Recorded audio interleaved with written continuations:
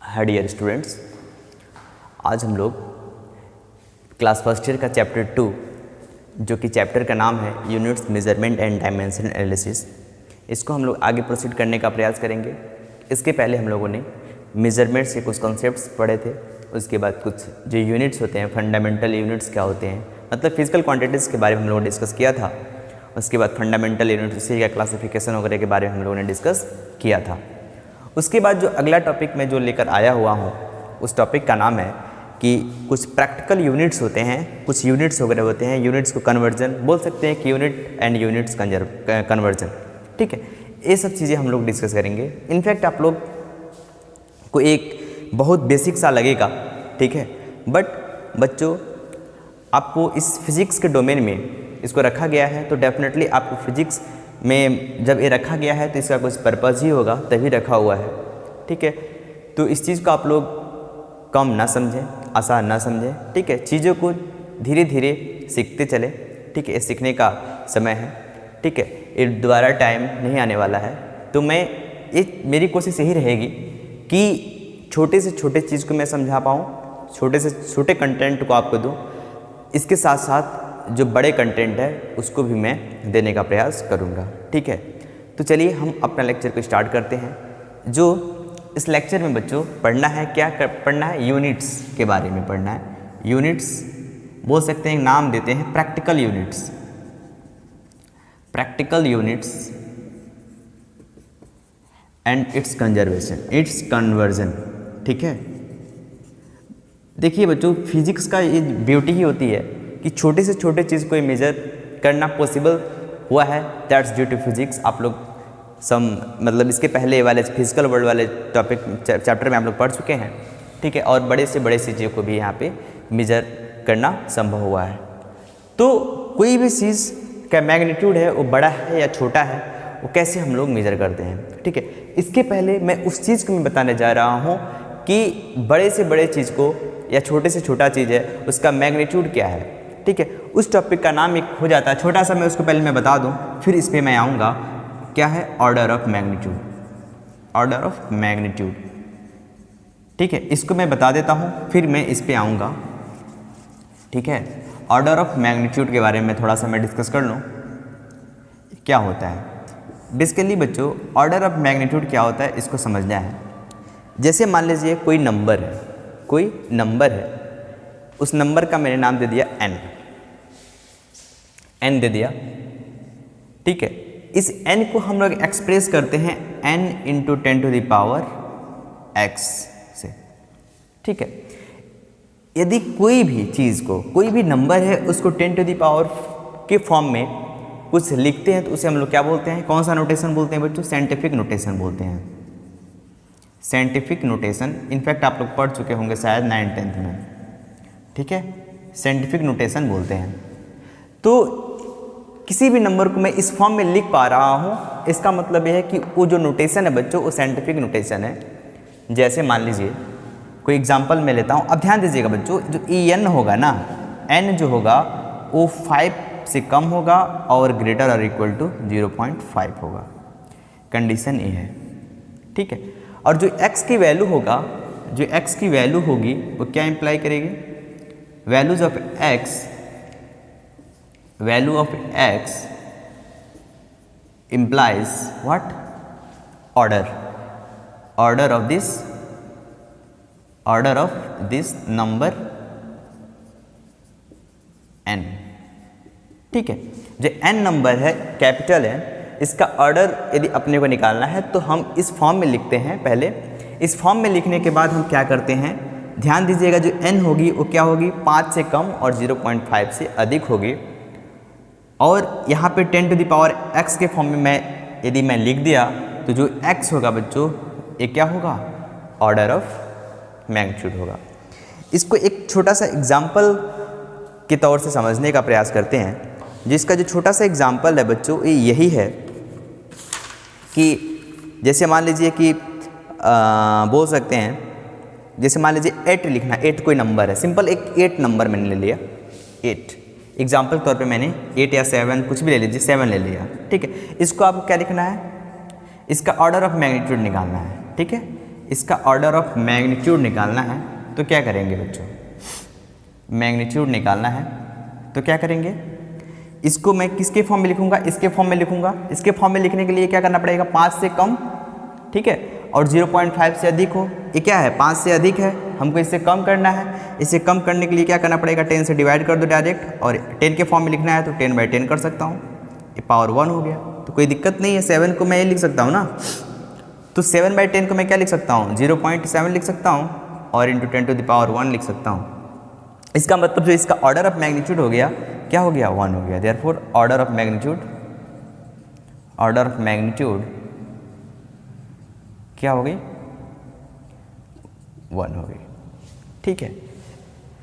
ऐसे ही और कोई नंबर हम लोग लेते हैं, जैसे मान लीजिए दूसरा एग्जाम्पल है, आप ले सकते हैं 0.135।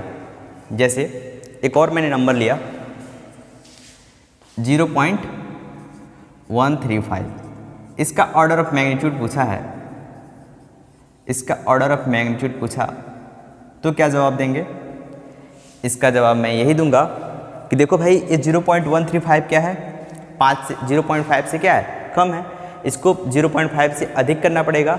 इसके लिए मैंने क्या किया बच्चों, देखो यदि इसको 0.135 को आप पहले नंबर में चेंज कर लो, तो इसके लिए क्या करना पड़ता है बच्चों, डेसिमल को फ्रैक्शन में चेंज कर लो, तो 135 बाई कितना हो जाएगा, 1000, क्योंकि ये नंबर लिख लेते हैं, ठीक है, 0135, और पॉइंट की जगह पे 1 लिख लेते हैं, और आगे जितने नंबर्स हैं उतने 0 हम लोग कर लेते हैं। तो क्या हो गया, फ्रैक्शन में चेंज हो गया, और इसके आगे 0 है तो इसकी कोई वैल्यू नहीं होती है। तो इस चीज़ को मैं लिख सकता हूँ। जब इस चीज़ को मैंने ये लिख दिया तो इसका मतलब क्या बना, देखो 135 हो गया, 5 से क्या है, काफ़ी ज़्यादा है, इसको 5 से कम करना है और 0.5 से अधिक करना है। तो मैं क्या कर सकता हूँ बच्चों, इसको मैं 100 से मैं डिवाइड कर दूँ तो 1.35 हो जाएगी। अब बचेगा कितना नीचे, 10 बचेगी, तो होगी कितनी इसकी value, 1.35 into 10 to the power -1। मतलब क्या हुआ, मतलब यही हुआ कि जो 0.135 की जो ऑर्डर ऑफ मैग्नीट्यूड है बच्चों, वो कितनी होगी, -1 होगी। देयरफॉर ऑर्डर ऑफ मैग्नीट्यूड क्या होगी इस नंबर की, -1 होगी, ठीक। यही होती है ऑर्डर ऑफ मैग्नीट्यूड, ठीक है। ऑर्डर ऑफ मैग्नीट्यूड का मतलब समझ में आ गया कि उसको हम किस में लिखते हैं, सिंपल सी बात है, साइंटिफिक नोटेशन में लिखने का प्रयास करते हैं, ठीक है। उसके बाद मेरे प्यारे बच्चों, हम पढ़ना क्या है, कुछ प्रैक्टिकल यूनिट्स होते हैं, उस प्रैक्टिकल यूनिट्स के बारे में डिस्कस करना है, ठीक है। मैंने आप लोग को पहले ही बता दिया है कि फिजिक्स की वजह से ये सब सारी चीज़ संभव है कि छोटे से छोटे चीज़ को हम लोग मेजर कर चुके हैं, और बड़े से बड़े चीज़ को मेजर कर सकते हैं, बड़े बड़े डिस्टेंस को हम लोग मेजर कर चुके हैं। तो इसके लिए कुछ प्रोसीजर होते हैं, कुछ तरीके होते हैं, कुछ तौर तरीके होते हैं, उन सारी चीज़ों को अपने को सीखना है, ठीक है। चलिए अब उस चीज़ को हम लोग सीखने का प्रयास करते हैं, ठीक है। उम्मीद करता हूँ कि ऑर्डर ऑफ मैग्नीट्यूड आप लोग समझ चुके होंगे, ठीक है। चीज़ों को मैं बहुत धीरे धीरे लेकर चल रहा हूँ, ठीक है, एकदम तसल्ली से आप लोग समझिएगा, ठीक है। इसमें जल्दीबाजी वाली कोई बात नहीं है, ठीक है। बस चीज़ ये है कि आप लोग को समझ में आनी चाहिए, ठीक है। अभी आप लोग को हो सकता है थोड़ा सा लेवल, जो अच्छे बच्चे हैं, जो अच्छे लेवल वाले बच्चे हैं, ठीक है, उनको थोड़ा सा बोर लग रहा हो, बट आप लोग थोड़ा सा पैसेंस रखें, ठीक है। डायमेंशनल एनालिसिस में आने दीजिए, फिर आप लोग को मैं बोर नहीं होने दूंगा, ठीक है। वहाँ पे सबका लेवल समान रहेगा, चाहे वो हाई लेवल का बच्चा क्यों ना हो और लो लेवल का बच्चा क्यों ना हो और कोई एवरेज लेवल का बच्चा क्यों ना हो, वहाँ पे सब सेम लेवल पे आ जाएगा, ठीक है। चलिए मैं कोशिश करता हूँ समझाने का, कुछ प्रैक्टिकल यूनिट्स होते हैं उसके बारे में, ठीक है। तो सम प्रैक्टिकल यूनिट्स, ठीक है। तो मैंने पहले ही बता दिया कि बड़े से बड़े चीज़ को हम लोग को क्या करना है, मेज़र करना है, पता होना चाहिए कि वो कैसे मेज़र होते हैं, ठीक है। उसके लिए यूनिट्स क्या होते हैं, ठीक है, उसके लिए यूनिट्स क्या होते हैं और कैसे मेज़र होते हैं, ठीक है। वो सब सारी चीज़ों को अपने को सीखना है। तो सबसे पहले मैं लेकर चल रहा हूँ, छोटे से छोटे चीज़ को मेज़र किस यूनिट में करते हैं वो हम लोग सीखते हैं। जो पहला चीज़ है बच्चों वो फर्मी है। क्या है, फर्मी है, प्रैक्टिकल यूनिट्स। किसके लिए, स्मॉल डिस्टेंस के लिए, ठीक है, स्मॉल डिस्टेंस के लिए पहले पढ़ते हैं, ठीक है। क्या होता है बच्चों, फर्मी होता है पहला।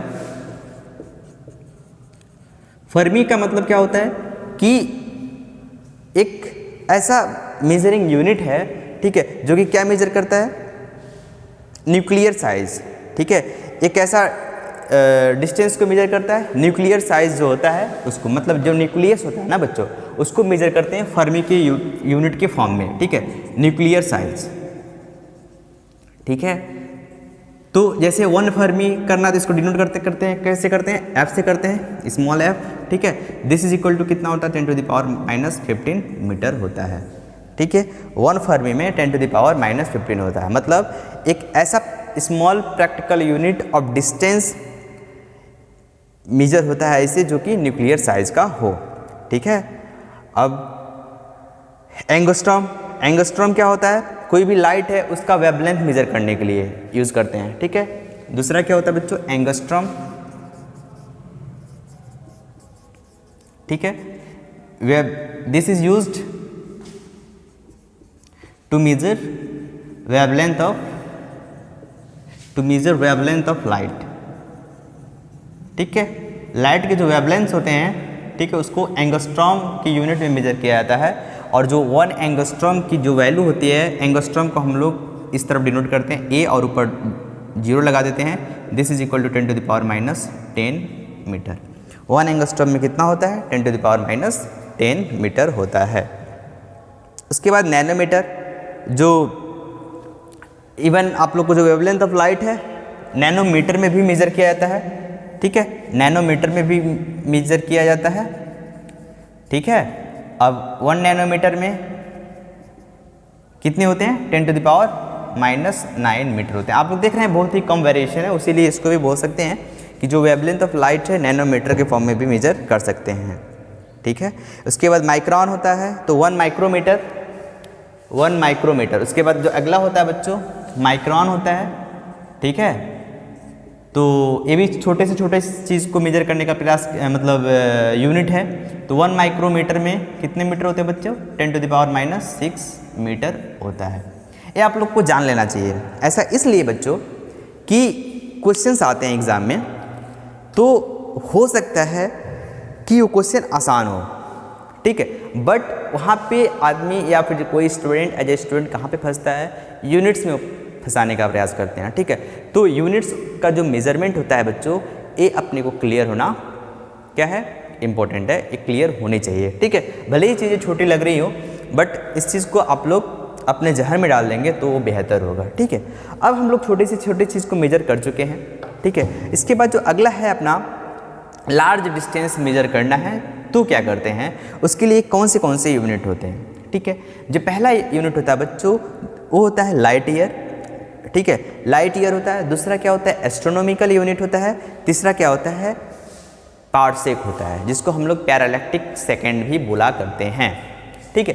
तो सबसे पहले हम सीखने का प्रयास करते हैं कि लाइट ईयर होता क्या है, ठीक है। लाइट ईयर का मतलब ये होता है कि it is the distance, light year basically year है, यहाँ पे वर्ष है। आपको लग रहा होगा कि ये क्या किसका यूनिट है, टाइम का है, बट ऐसा नहीं है बच्चों, डिस्टेंस का यूनिट है। तो लाइट ईयर का मतलब यही होता है बच्चों कि it is the distance travel by the light in vacuum, ठीक है, वैक्यूम में, ठीक है। लाइट कितना डिस्टेंस ट्रेवल करता है, ठीक है, in how many time, in 1 year में। चलिए उसको समझने का प्रयास करते हैं। अब लार्ज डिस्टेंस का बारी आ गया है, ठीक है। अब लार्ज डिस्टेंस को किस यूनिट में मेजर करते हैं, किस यूनिट में मेजर करते हैं, वो हम लोग समझ लेते हैं, ठीक है। देखो large distance,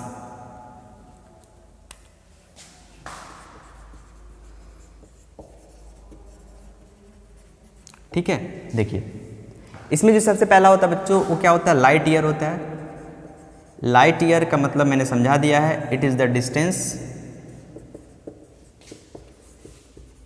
distance travelled by light in 1 year. ध्यान दीजिएगा, जो ये मेजर किया जा रहा है, कहाँ पे किया जा रहा है, वैक्यूम में, ठीक है।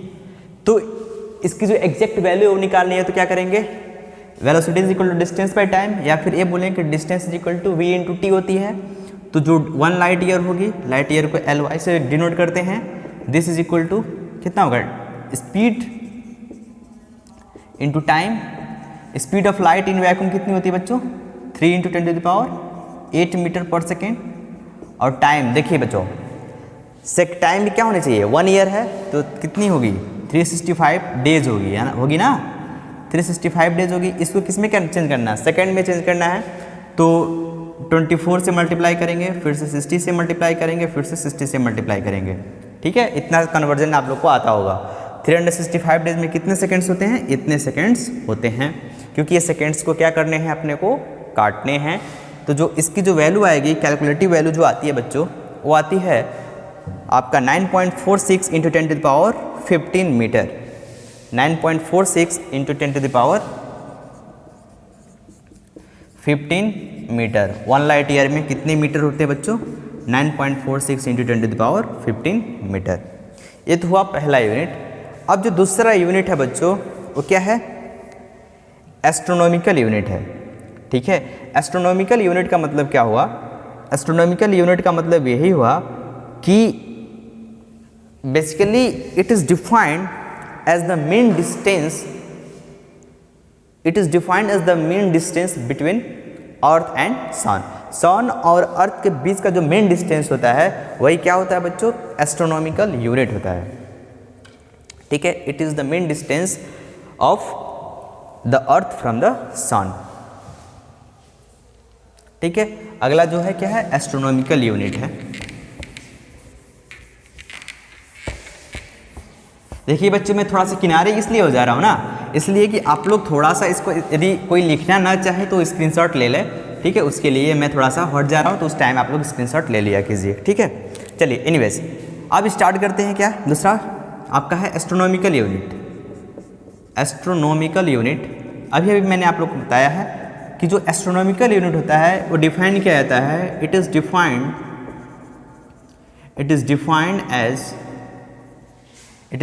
एज द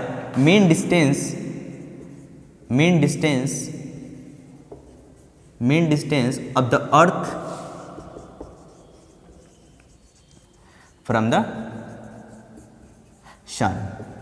जो मेन डिस्टेंस होता है अर्थ और सन के बीच का, वही क्या कहलाता है, 1 एस्ट्रोनॉमिकल यूनिट कहलाता है। जो 1 एस्ट्रोनॉमिकल यूनिट की जो वैल्यू होती है बच्चों, वो होती है 1.49 × 10⁻11।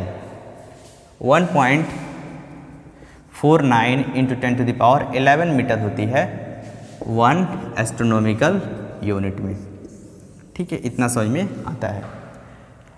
अब इसके बाद एक आता है यूनिट पार्सेक, जिसे हम लोग एक पैरालैक्टिक सेकंड भी बोलते हैं। इसका मतलब क्या होता है, बेसिकली इसका मतलब यही होता है कि it is the distance at which an arc of length 1 astronomical unit sustain an angle of 1 second of arc. 1 second of arc, इसका मतलब क्या हुआ, इसका मतलब यही हुआ कि जैसे मान लीजिए, अब मैं पार्सेक को डिफाइन करने जा रहा हूँ। ठीक है, इतना तो हो गया। अब पार्सेक को मैं डिस्कस करने जा रहा हूँ कि पार्सेक क्या होता है। ठीक है, ये भी क्या है, लार्ज डिस्टेंस को मेजर करता है। ठीक है, देखिएगा तीसरा क्या है अपना, पार्सेक है। देखिए पार्सेक है। ठीक है, इसका क्या मतलब है, इसको ये समझना है। थोड़ा सा मैं फिगर के रूप में मैं समझा देता हूँ, उसके बाद लैंग्वेज के फॉर्म में मैं आपको लिखवा दूंगा। ये ऐसा कुछ ऐसा ये बोलता है कि सन है मान लीजिए ऊपर, और अर्थ क्या है, नीचे है। सन ऊपर है, अर्थ नीचे है, और मान लेते हैं कि हम लोग देख रहे हैं। ठीक है, देखिए ये क्या है, सन है, और ये क्या है आपका, अर्थ है। ठीक है, तो पार्सेक को डिफाइन इस कुछ ऐसा करते हैं कि यहाँ से हम लोग देखते हैं सन को। ठीक है, तो कुछ एंगल पे देखते हैं। तो ये जो एंगल है बच्चों, 1 सेकेंड का आर्क हम लोग ले रहे हैं। ठीक है, और यहाँ से यहाँ तक का जो डिस्टेंस है बच्चों, वो क्या है, 1 एस्ट्रोनॉमिकल यूनिट है। और यहाँ से यहाँ तक का डिस्टेंस को डिफाइन करते हैं 1 पार्सेक। ठीक है, क्या डिफाइन करते हैं, 1 पार्सेक। मतलब क्या हुआ, मतलब यही हुआ कि it is defined as the distance at which an arc of length 1 astronomical unit sustain an angle of 1 second of arc. इसका क्या मतलब हुआ, इसका मतलब ये हुआ कि देखो ये आर्क है कोई 1 एस्ट्रोनॉमिकल यूनिट का, ये कितना एंगल सबटेंड करता है, वो कितना एंगल सबटेंड करता है, ठीक है, वो कितना एंगल सबटेंड करता है, कितना एंगल 1 सेकेंड ऑफ आर्क का एंगल सबटेंड करता है। तो इसको थोड़ा सा आप लोग समझने का प्रयास कीजिए। जैसे मान लीजिए थीटा इज इक्वल टू क्या होता है बच्चों, आर्क बाई रेडियस होता है, ठीक है। थीटा इज इक्वल टू आप लोग जानते हैं, बता दिया गया है, आर्क बाई रेडियस होता है प्लेन एंगल के, ये प्लेन एंगल ही है, 2D डायमेंशनल में है, तो थीटा कितना है 1 सेकेंड है। This is equal to arc कितना है 1 एस्ट्रोनॉमिकल यूनिट है, और रेडियस क्या है 1 पारसेक है, ठीक है। आपको क्या निकालना है, 1 पारसेक की वैल्यू निकालनी है, तो 1 पारसेक की वैल्यू क्या हो जाएगी 1 एस्ट्रोनॉमिकल यूनिट अपॉन 1 सेकेंड। अब इसको क्या करना है, आपको रेडियन में चेंज करना है, काम खत्म हो जाएगा। तो 1 एस्ट्रोनॉमिकल यूनिट पे कितने, अभी हम लोगों ने पढ़ा कितने मीटर होता है, 1.496 इंटू 10⁻11 मीटर। इसको डिवाइड करेंगे, अब देखो इसको रेडियन में चेंज कर लें, इसको रेडियन में चेंज करने के लिए क्या करना पड़ेगा, पाई बाई 180 को 1/3600 से क्या करना पड़ेगा, मल्टीप्लाई कर देना पड़ेगा, क्योंकि आप लोग का इसका 1 मिनट में कितने सेकंड होते हैं, देखो ये क्या है 1 मिनट है, 1 मिनट में 60 सेकंड होते हैं। तो मैंने क्या किया, पहले सारे को देखो 1 मिनट में 60 सेकंड होते हैं, या फिर अब इस बोले 60 सेकंड में कितने होते हैं 1, तो 1 सेकंड में कितने होंगे 1/60, और फिर से यदि उसको फिर से सॉरी मिनट हो गया ना, 1 ये मिनट है, 1 मिनट में कितने हो गए 60 सेकंड हो गए, तो इसको मैंने कन्वर्ट किया तो कितना हो गया, ये हो गया, ठीक है। इसको आप लोग कन्वर्जन सीख लीजिएगा, ठीक है। अब मैं समझाने का प्रयास करता हूँ, इसको कैलकुलेट करेंगे तो 1 पारसेक में कितना वैल्यू आ जाएगी बच्चों, 3.08 इंटू 10⁻16 मीटर।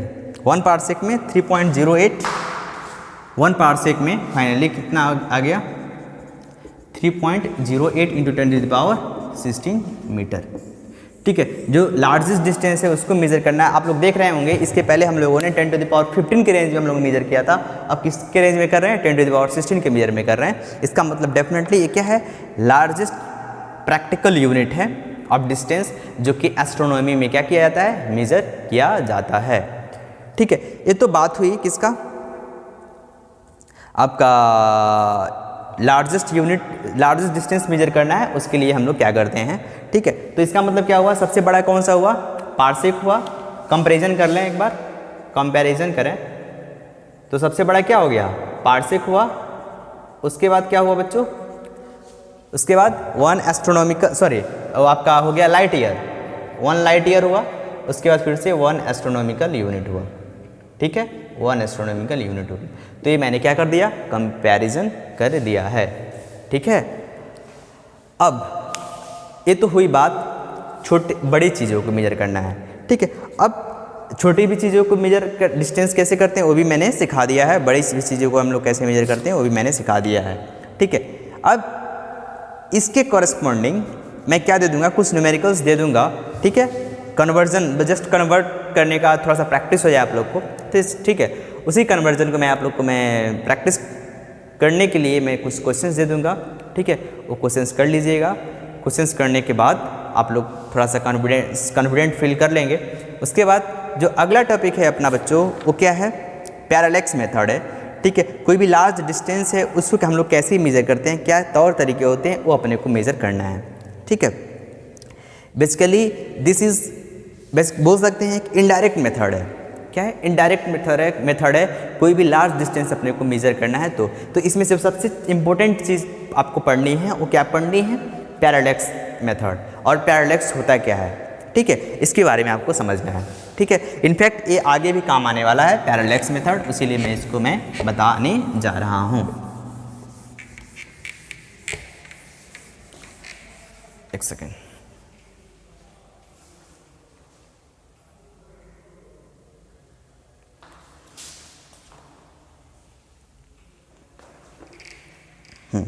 जो ये पैरालेक्स के बारे में डिस्कशन है बच्चों, ठीक है, इसको क्या करना है, अपने को पढ़ना है। तो इसके लिए मैं अलग से वीडियो बना दूंगा, ठीक है। उसको अलग मतलब बोल सकते हैं कि टॉपिक के रूप में उसको हम लोग ट्रीट करेंगे, ठीक है। अभी क्योंकि वीडियो थोड़ा सा लेंदी हो जा रहा है। ठीक है, मैं नहीं चाहता कि बच्चा क्या हो, बोर हो। ठीक है, ऐसी तरह छोटे छोटे कंसेप्ट को छोटे छोटे वीडियो में हम लोग इसको अपलोड करने का प्रयास कर रहे हैं ताकि आप लोग भी बोर ना हो। एक बार फटाफट देखा, एक कंसेप्ट को क्लियर किया, फिर से अगले दिन ठीक है फ्रेश होकर फिर से दूसरे टॉपिक को देखा, तो वहाँ पे चीज़ें अच्छे से क्लियर होती हैं। ठीक है, अभी के लिए इतना ही। Thanks for today and all the best for tomorrow. Enjoy your life.